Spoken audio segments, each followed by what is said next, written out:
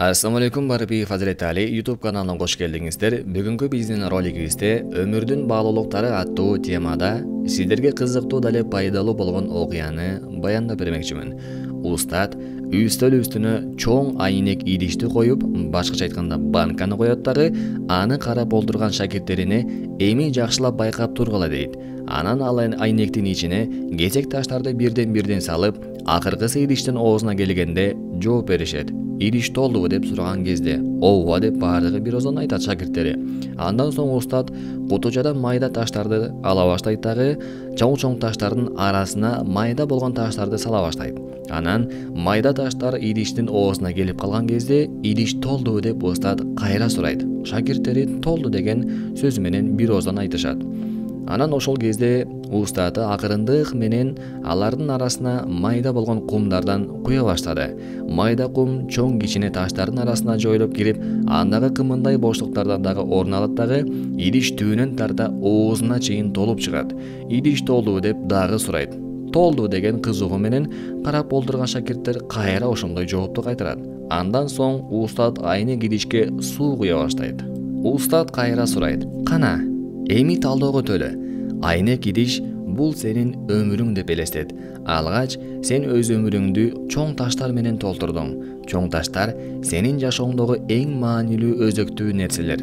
Булар үй бүлө, жакын адамдар, ден соолук, жан дүйнөңдүн байлыгы, сенин мекениң, ыйык сезимиң, сүйүүң, көңүлүңө жаккан ишиң, башкача айтканда жашоо негизди түзгөн, анын маани мазмунунун ачкан баалуулуктарың" деп жооп берди.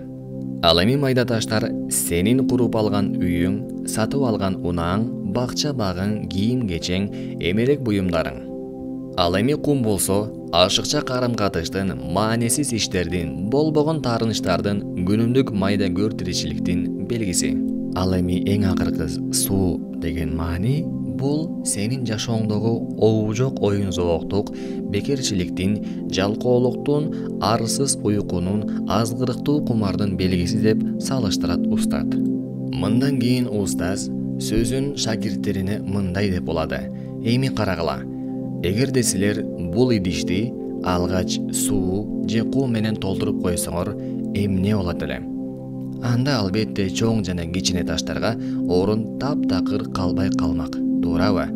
Жашоодо да адамдын өз өмүрүнө жасаган мамилеси да дал ушундай. Кимдир бирөө өмүрүн алгач ден соолук, үй бүлөлүк бакыт, жакшы адеби, сүйүктүү иши, эл жерине болгон кызматы менен толтурат. Кимдир бирөө майда таштар менен толтуруп, баштан аяк ага негизги баалуулуктарга өтөт. Же кум менен сууга алдырып жиберет. Мынтип өмүрүн дароо кумга же сууга толтуруп алгандар акыры өкүттө калчу болар.